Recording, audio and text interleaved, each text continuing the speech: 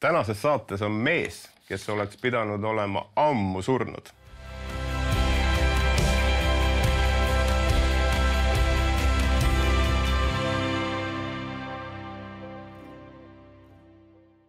Tere tulemast vaatama järjekordset saadet sarjast Meistri töökojas. Täna on meie külaliseks Mati. Tere tulemast, Mati. Tere, Vaido. Aitäh kutsumast. Ole hea, võtame istet ja suur rõõm on sind täna saates näha, kuna sinu elu on läinud niimoodi, et sa oled mees, kes peaks olema meie mõistes tänaseks surnud. Täpselt nii. Mis see tähendab? Kust taustast sa tuled?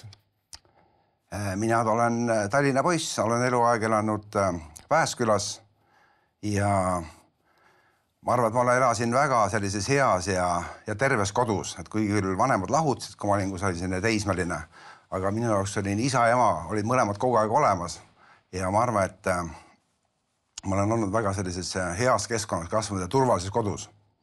Aga ja minu vanavanemad, nii ema ja isa poolt on olnud kristlased ja ema ja isa on mõlemad olnud Kaarli koguduse liikmed ja minu jaoks on olnud väga selline tavaline pilt see, et kodus on piibel laua peal ja seda vanavanemad on seda väga palju lugenud ja võidu ma käisin vahetevahel jõulude ajal ka koos vanematega kusagil jõulude ajal kirikus, aga ma sellest midagi suurt aru ei saanud, aga selline tore kogemus oli ja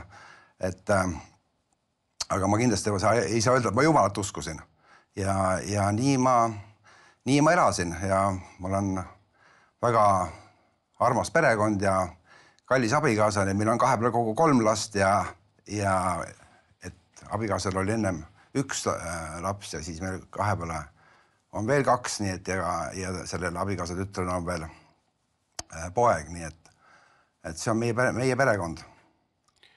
Ja hoolimata sellest, et sa tulid kristlikust taustast, su elu läks päris rajuks vahepeal. Ja muidugi, et ma arvan, et kui ma tänases mõttes, ma arvan, oleks saanud hüperaktiivsuse diagnoosi kohe, et kui ma noor olin, siis ma arvan, et ma olin ikka väga elava loomuga laps, aga siis see vist oli tavaline. Ja nii, et kui ma koolist tulin, siis selle koolikoti ma sinna nurka panin ja hommikul samast võtsin, aga kuidagi Jumal abiga olen ma elus kõikidest asjadest ka oma haridusteed lõpetanud ja Jumal on mind väga palju hoidnud sellega siis, kui ma maailmas elasin. Väga palju, seda ma olen kogu aeg kogenud. Kui sa väiksena olid, sa ronisid kuhugile puu otsa? Jaa, et neid juhtumisi oli palju, kus Jumal mind hoidis, aga see oli tõesti, kus ma arvan, võisin olla 10-aastane või väiksem, et meie aias kasvus üks väga kõrge kask. See oli tõeliselt, see oli ikka, ma arvan, et üks kõrgemaid seal ümbruskonnas ja siis mulle meeldis puu otsa ronides. Ma ronisin ja siis mõtlesin, et läheks ikka kõrgemale, läheks veel kõrgemale. Ja siis, kui ma sinna tippu jõudsin ja mõtlesin, et läheks veel kõrgemale, siis see kase tipus see latv paindus ära. Nii et ma hoidsin siis seal kinni, vaatasin alla oli aed täpselt selle koha peal. Ja mõtlesin, et kui ma nüüd kukun, et kas ma nüüd ellu jään, seda ma ei tea, aga vigas kukun kindlasti. Sellised mõtted nagu käisid läbi ja ma ei usu, et ma seal palvetada jõudsin. Ma ei osadki palvetada sel ajal. Aga ja seal ma siis nii-öelda Jumala poole ma südames lootsin ja siis ma hakkasin vaikselt alla tulema, nii et see latv pidas vastu ja ta ei murdunud ära ja ma sain sealt alla tulla. Ja siis ma kogesin kuidagi, et sellist nii-öelda tõsiselt ma arvasin, et ma uskusin, et tegelikult Jumal mind kaitses, aga neid kordi on elus olnud väga palju nii nooruses kui ma vanemaks sain. Jumal on siin päästnud ka Afganistanist ja Tšernobõlist või? Jaa, et kui ma läksin 79. aasta sõjaväkke kevadel, siis sügisel läksid Nõukogude väed Afganistani ja mina olin sel ajal Murmanskis, kusagil sõjaväeosas, ümberringi kõik venelased, ma olin ainukene eestlane ja siis meie komandör rivistas meid seal ülesse, ütles, et vennasrahvas Afganistanis vajab abi, et kas nüüd on vaja minna täitma kohust, et kas keegi soovib vabatahtlikult minna Afganistani rahvale appi. Ja sealt siis mõned päris mitmed astud ette, et nemad soovivad minna aga komandör ütles, et natuke vähe on, et mõned peaksid veel minema ja siis ta vaatas, ütles, sina lähed ja sina lähed ja sina lähed ja siis vaatas mulle otsa ja ütles, et Mati on fašist ja teda me ei saa Afganistani saata, et kui me tal seal relva kätte annab, siis hakkab meid tulistama. Et sina minna ei saa. Ja mina seisin seal mõttes, et jumal, tänu jumalale. Ja nii ma siis pääsin Afganistanist. Ja teine kord oli, kui 86. aastal oli Tšernobõli avarii, siis ma varandasin autosid autoteeninduses, olin autoelektrik ja tuli mulle üks selline valge kutse, suure laia punase triibuga ja öeldi, et ülehomme pead olema see ja see kell, sõjakomissariaadis õppused. No ma sain kohe aru, mis asja tähendab. Ja siis ma varandasin sel ajal ühe Vene ohvitseri autot, kes oli Jägalas sõjakoolis üks õppejõud. Ja siis ma helistasin talle ja siis ütles, et aga kes mu autot siis parandama hakkab. Ja siis ta tuli, võttis selle kutse mu käest ja käis seal komissariaadis ära ja tuli ütles, et ära kuhugi mine, et unusta see asi ära. Ja et noh, eks ma olen nendele asjade peale palju nagu mõelnud oma elus, et miks see jumal mind päästis. Ma olen täiesti kindel, et see oli see kuidagi tänulikkus, aga siis ma ei usku, ma ei olnud kristlane. Ma lihtsalt mõtlesin, et mitte jumala arm, et huvitav, milleks tal mind vaja on. Aga sa ikkagi mõtlesid juba sellel ajal, sa said aru, et see ei ole lihtsalt juhus, mis see nagu on juhtunud. Ei, ma ei usu. Ma ka sel ajal olemata kristlane ja ma tegelikult sain aru, et sellepärast, et ma vahetavalt võtsin piibli kätte ka tegelikult. Kodus oli piibel olemas ja ma lehitsen ka, aga ma ei saanud seal midagi nagu aru. See oli lihtsalt mingi ajalooraamat, täiesti selline, et natuke lehitsesin, aga ja vahetavalt käisin kirikus ka, aga ma sain siis aru, kui mind ka see, et mind lapsena ristiti, ma tegelikult sain aru, kuidas Jumal nii-öelda kaitse minu peal ja ma võin tema peale loota. Aga ma ei uskunud teda. Täna isegi stuudiosse sa oled võtnud piibli kaasa. Täna ma saan aru, piibel on sinu jaoks midagi enamat kui lihtsalt ajalooraamat. Jaa, et see kuidas Jumal mind päästis veel sellisest nii-öelda kindlast surmast, et ma võin sellest rääkida. Et kui Eesti iseseisvus, siis meil oli sõpradega selline hea plaan, et nüüd me oleme vabad, teeme, mis tahame. Nüüd võiks tegeleda millegi põnevaga ja millegi toredaga ja siis me nii hästi, kui me oskasime, hakkasime tegema ettevõtlust. Ja erinevaid asju, kõigepealt me selle Vene sõjaväärastega müüsime nende kütust ja metall ja kõiki asju, mida nad nii-öelda Eestist lahkudes olid nõus ära müüma. See oli tegelesime sellega ja siis tulid muud asjad ja erinevad ja natukene metalliäri ja kõike muud, aga need kõik asjad olid tegelikult, need ei olnud sellised legaalsed asjad. Et sellise äriga ma kellelgi ei soovitaks tegeleda, aga see, mida me teha oskasime, et me ei olnud mingisuguse grupeeringu liige, ega me lihtsalt Jumal kuidagi juhatas nii, et meil hakkas seda raha tulema väga palju. Ja see oli tegelikult minu, ja ma arvan, minu sõprade unistus ka, et me saame rikkaks ja õnnelikuks. Ja väliselt oli kõik väga tore. Meil olid head autod, me jõime väga kallist alkoholi, surfasime, tegelesime mäesuusatamisega ja see väljas nägi see asi ikka tegelikult ikka väga tore välja. Nii et ma arvan, et paljud kadestasid mind. Aga tegelikult oli see hoopis midagi muud, et see tähendas mingid erinevad firmasid ja me ei maksnud ühte maksu, kui oli riigile, nii et see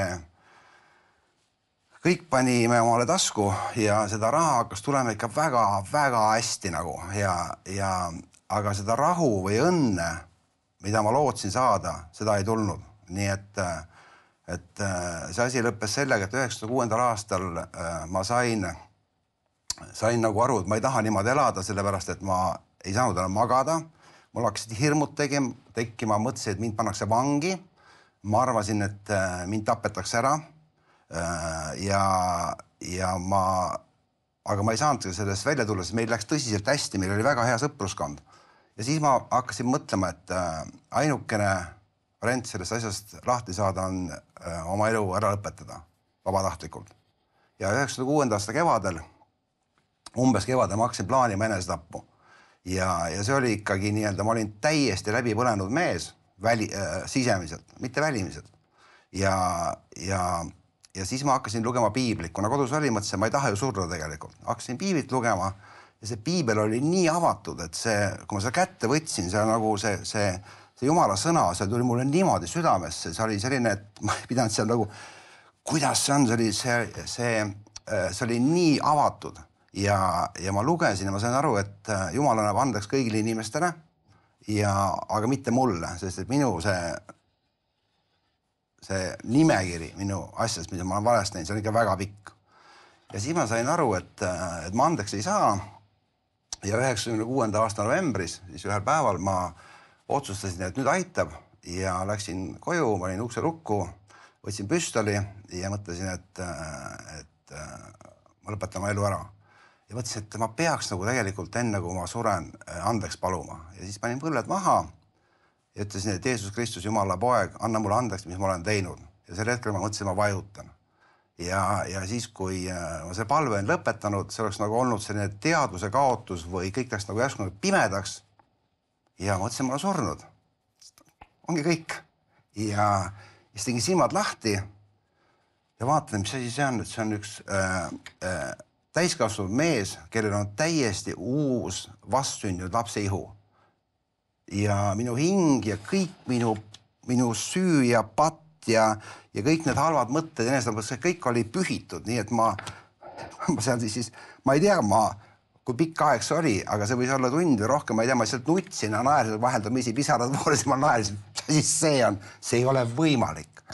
Ja siis ma vahetasin nende paari päeva jooksul mitu korda päevast T-särki. Mul hakkas kehas välja tulema mingisugune paslik pruun igi ja pani uue särgi, et tuli uuesti. Ja siis ma alguses mõtlesin, et ma olen tegelikult ikkagi, alguses ma sain, et see on Jumal, aga siis paari päevast mõtlesin, et ma ikka olen liiga palju joonud, võib-olla alkoholi joonud või mingisugune lihtsalt mingid emotsioonid ja siis ma sain aru, et ma tahaks kellega rääkida. Ma ei olnud ühe koguduse liige, ma ei olnud ühte kristlasest sõpra ja mõtlesin, kellega ma tahaks rääkida ja ma tahtsin rääkida kellegiga, kes on teinud mingid Jumala riigi tööd, reaalset tööd. Ja ma olin kuulnud ühest mehest, ühest kirikuõpetajast Aavo Üprosest, kes tegeleb mingi vabanenud vangidega ja kodututega ja sellise väga kahtlase seltskonnaga. Ja mõtlesin, et peaks temaga rääkima. Ja siis ma sain kusagil numbri, helistasin, Aavo kutsus mind sinna vabanenud vangide varjupaika, kus me siis rääkisime, tema rääkis oma elust, kuidas tema vanglas usule tuli, mina rääkisin sellest, kuidas Jeesus mind enesetapust murdosa sekund ennem päästis. Ja Aavo viis mind siis 96. aasta novembris, detsembris me käisime vanglatest, tule kaasa, viis mind vanglatesse, ta viis mind Tartu kristlikusse kodusse, me käisime kusagil Kaagvere koolis ja seal ma nägin hoopis teistsugust maailma. Ma ei kujutanud ette, et kusagil on mingid lapsed, kellel pole süüa või pole pesta või seal ei olnud toitu alati laual. Ja see oli minu jaoks täielik šokk. Ma ei uskunud, et selline asi kusagil võimalik on. Ja siis viis Aavo mind Peeteli kirikusse, kinnimüüritud aknad, rotid keldris, vesi loksub, küttesüsteemi ei ole. Ja Aavo rääkis, et tead, et kirik on väga hea koht, kus palvetada ja laulda ja Jumalat tänada, aga tegelikult on koguduse töö või kiriku töö aidata inimesi, kes on hätta sattunud.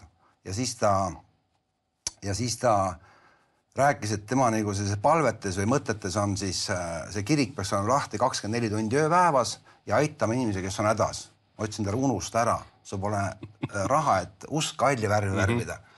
Ja et sellest nagu midagi ei tule. Aga sellega läks nii, et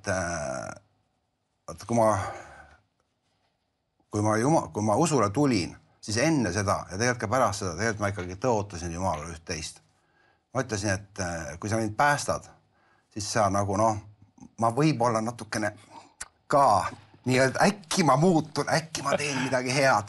Ja ma olin talle midagi tõotanud ja mul oli sel ajal ikka ausutades vahendeid täiesti piisavalt.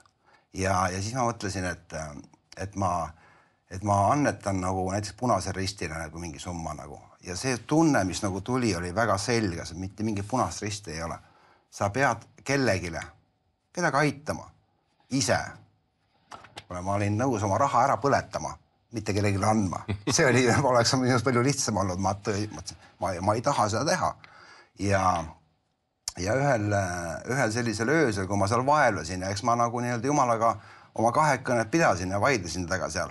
Ja siis ma ühel hetkel ma tundsin, ma pean midagi tegema ja ma öösel siis tõusin ülesse ja mõtlesin, ma pean kuhugi sõitma, mõtlesin, kuhu ma pean sõitma. Ja lihtsalt mingi nagu selline jõud viis mind rooli, ma hakkasin sõitma ja sõitsin oma autoga Kopli liinidele. Ja seal tänav nurga peal seisis 9 last.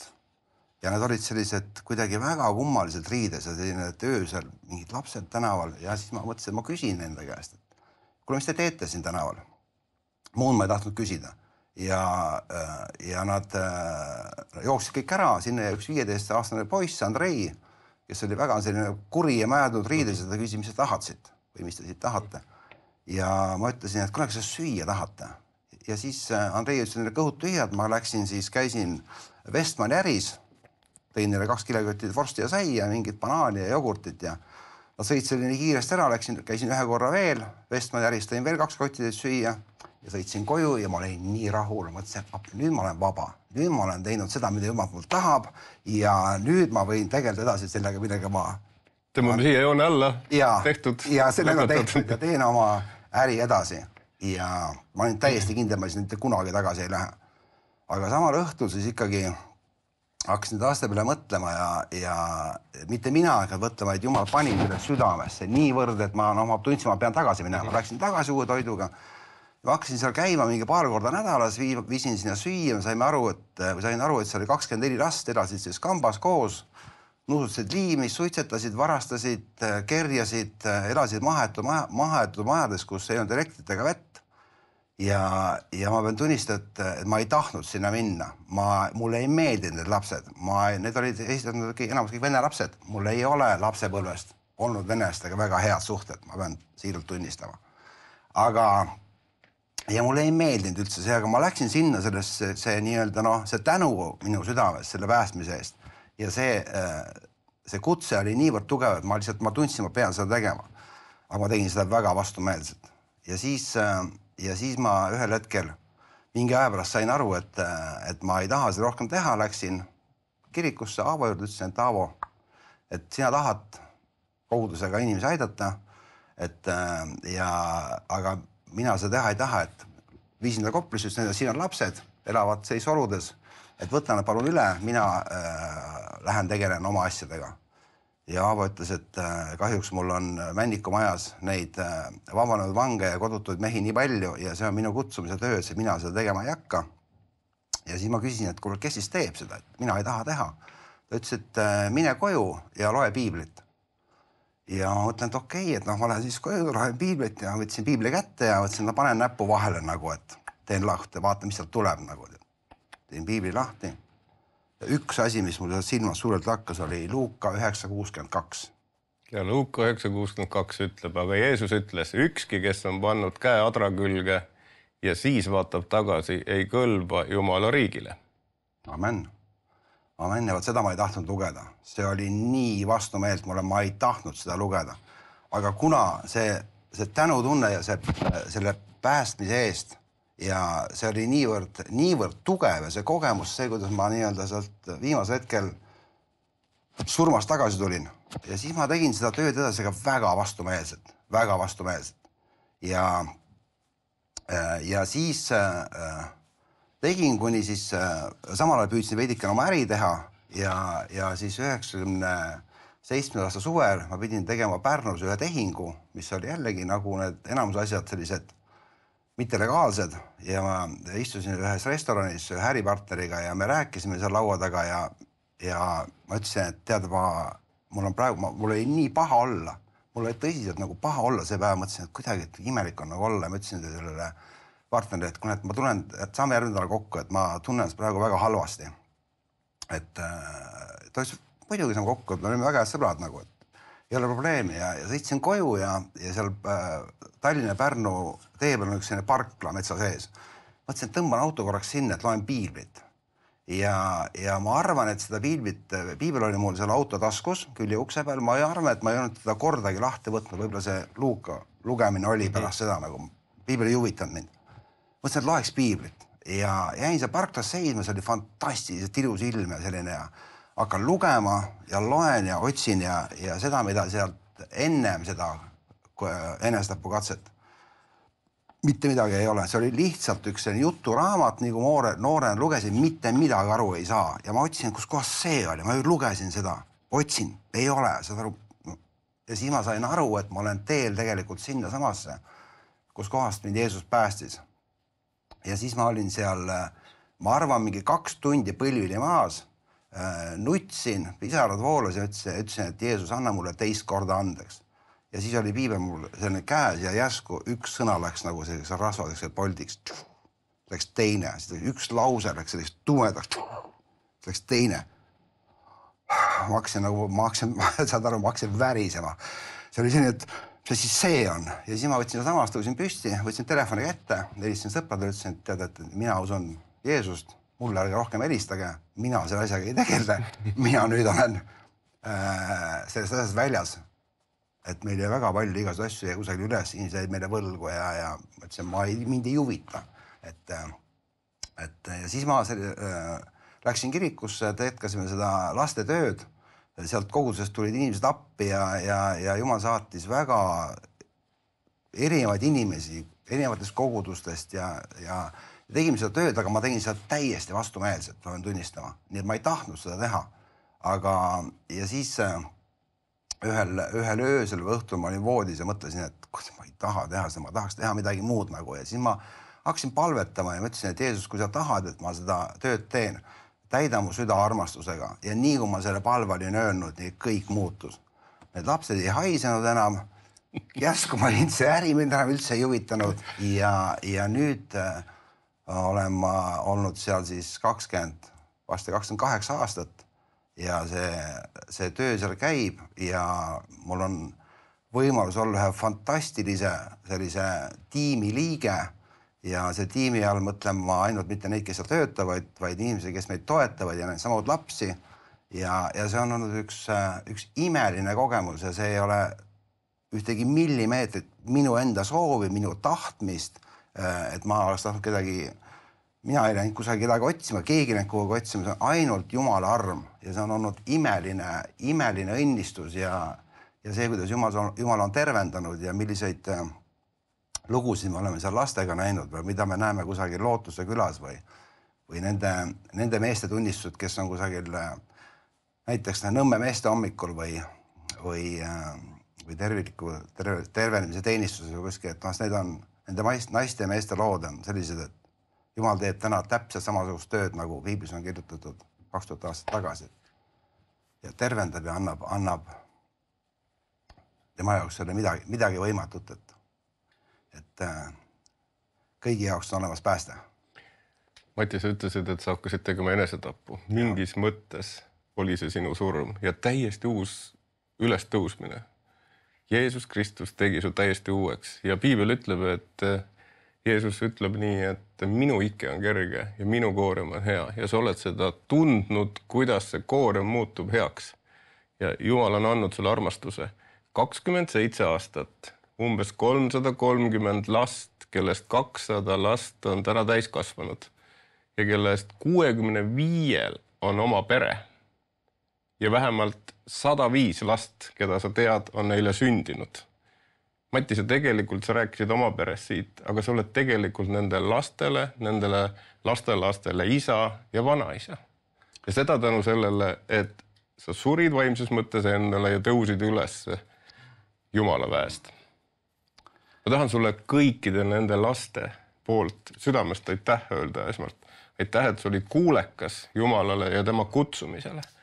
Ja sa alistusid talle ja ma usun, nii nagu sa seda kirjeldasid, see on sulle tohutult rõõmu toonud. Paljud teevad äri, see ei ole midagi unikaalset, aga aidata 330 last tõusta jalule. See on midagi unikaalset. Aitäh sulle, Mati. Kui meid kuulab täna keegi, kelle südames tegelikult midagi põleb, et ei ole julgenud seda sammu teha, mida sa ütled talle? No ma ütlen, et ühtegi väljapääsmatut olukorda ega sellist ei ole olemas, olgu see depressioon või haigus või mingisuguse majanduslikud mured, et kui sa pöördud Jumala poole, siis Jumal tegelikult kuuleb meie palved ja vastab. Et võivad ta ei vasta nendele nii nagu täpselt nagu meie ootame. Aga ma selle äri kohta ütlen ka, et ma väga pean lugu ärimeestest, sellepärast et need, kui ei oleks ärimehi ja ettevõtjad tööd teevad, siis ei saaks meie neid lapsi aidata. See on nende kutsumus. See on nende kutsumus ja ma tõsiselt pean palvetama nende eest, nende ettevõtjate eest, et ja kõigil läheks nagu hästi ja et see on samasugune Jumala teenistus. Absoluutselt. Et see on nagu väga tähtis, aga kui on mure, siis lihtsalt otsige Jeesust ja ta vastab, et isegi kui sa ei tunne teda, tema armastas mind sellisena kogu minu vigadega, mul ei olnud mitte ühtegi teenet, ma ei olnud ära teeninud seda. Ma läksin tema ette täpselt sellisena olin, sellise registriga ja ta tegi mind puhtaks sekundiga, murduda sekundiga. Aitäh sulle, Mati, jagamast seda lugu, see on paljudele kindlasti suureks julgustuseks. Aga lõpetuseks ma palun, et sa palvetaksid nende inimeste eest, kes tunnevad südames Jumala kutset, aga mingil põhjusel, nii nagu sinagi rääkisid ja kirjeldasid seda, nad ei julge seda sammu teha, et astuda sellesse Jumala kutsesse. Ole hea, palveta nendega täna üks palve, et nad saaks selle julguse.